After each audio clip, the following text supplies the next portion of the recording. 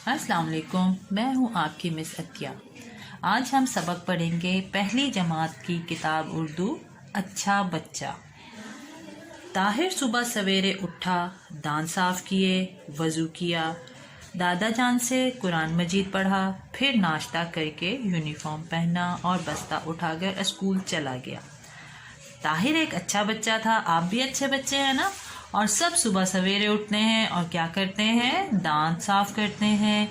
और अच्छे बच्चों, सुबह उठ के वज़ू करना और कुरान शरीफ पढ़ने से अल्लाह ताला बहुत खुश होता है। ठीक है, ताहिर भी अच्छा बच्चा था। फिर इसके बाद नाश्ता करके यूनिफॉर्म पहना और बस्ता उठाकर स्कूल चला गया।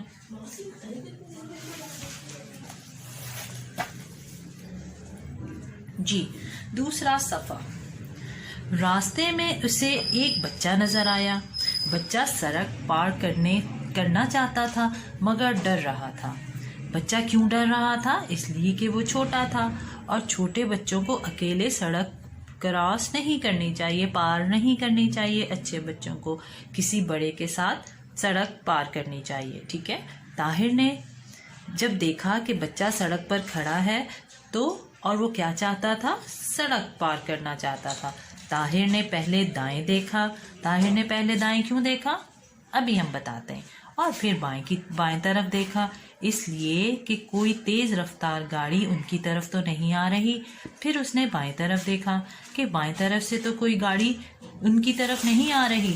जब उसने अपनी तसल्ली कर ली, उसने देखा कि ना दाएं तरफ से कोई गाड़ी आ रही है ना बाएं तरफ से कोई गाड़ी आ रही है। फिर वो आगे बढ़ा और उसने सड़क पार करवा दी, खुद भी पार की और बच्चे को भी पार करवा दी। इसलिए जब हम सड़क पे खड़े होते हैं ना, और अपने अम्मी अब्बू के साथ भी होते हैं, तो भी हमें देखना चाहिए कि कोई तेज रफ्तार गाड़ी तेजी से आपकी तरफ तो नहीं आ रही।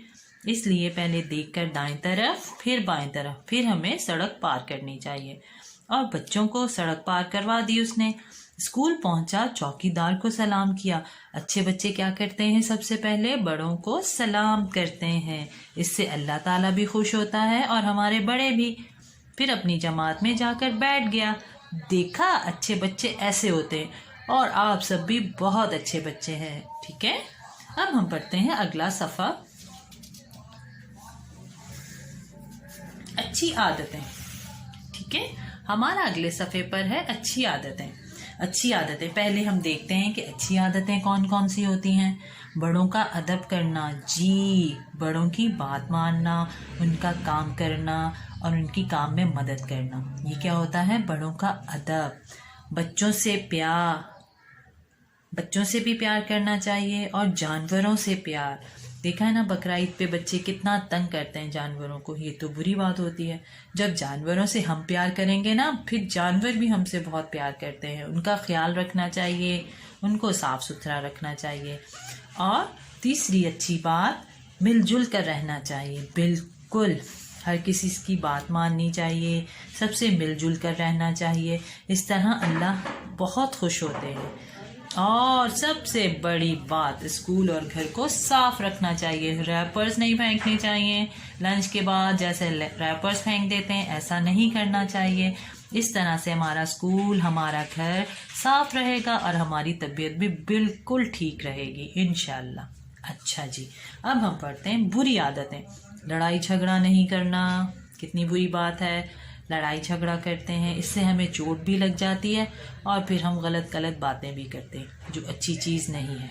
ठीक है, ज़िद करना, ज़िद नहीं करनी, इसलिए कि बड़े ज़्यादा चीज़ें जानते हैं, वो आपको अच्छा समझाते हैं। आपने ज़िद नहीं करनी और बड़ों की बात माननी है। बुरी आदत क्या है? लड़ाई झगड़ा करना, ज़िद करना।